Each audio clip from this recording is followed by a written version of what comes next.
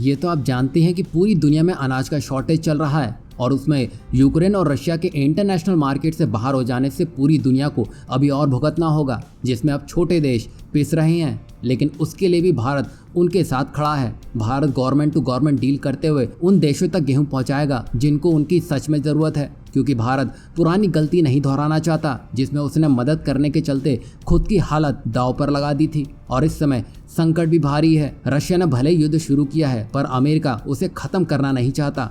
सब अपना हित देख रहे हैं, भारत देखे तो वो गलत है। ऐसा हम इसलिए कह रहे हैं क्योंकि हाल ही में हमने बांग्लादेश को भी गेहूं सप्लाई किए हैं, पर उससे उसका गुजारा नहीं चल पा रहा है और उसने वर्ल्ड मार्केट में अपना टेंडर निकाला था ताकि दुनिया के देशों से भाव ले सके और बाद में भारत से मोल भाव कर सके, क्योंकि दुनिया में जो गेहूं बिक रहा है वो भारत की तुलना में काफ़ी महंगा है। क्योंकि आज की तारीख में दुनिया में सस्ता गेहूं सिर्फ भारत ही सप्लाई कर रहा है। उसका फायदा कह लीजिए या अपना मतलब बांग्लादेश निकालना चाहता है। बता दें कि वाणिज्य एवं उद्योग मंत्री पीयूष गोयल ने बुधवार को कहा है कि भारत का गेहूं निर्यात विश्व व्यापार के मुकाबले 1% से भी कम है और खाद्यान्न के निर्यात को रोकने के सरकार के फैसले का वैश्विक बाजारों पर कोई असर नहीं पड़ेगा। उन्होंने कहा है कि भारत कमजोर देशों और अपने पड़ोसियों को निर्यात की अनुमति देना जारी रखेगा। वहीं निर्यात पर प्रतिबंध के बाद भारत पहले चरण में 1 मिलियन टन यानी कि 10 लाख टन गेहूं के निर्यात को मंजूरी दे सकता है। बता दें कि सरकार ने 13 मई को इन्फ्लेशन में तेजी के बीच गेहूं के निर्यात पर प्रतिबंध लगा दिया था, लेकिन उन शिपमेंट को जाने की छूट दी गई थी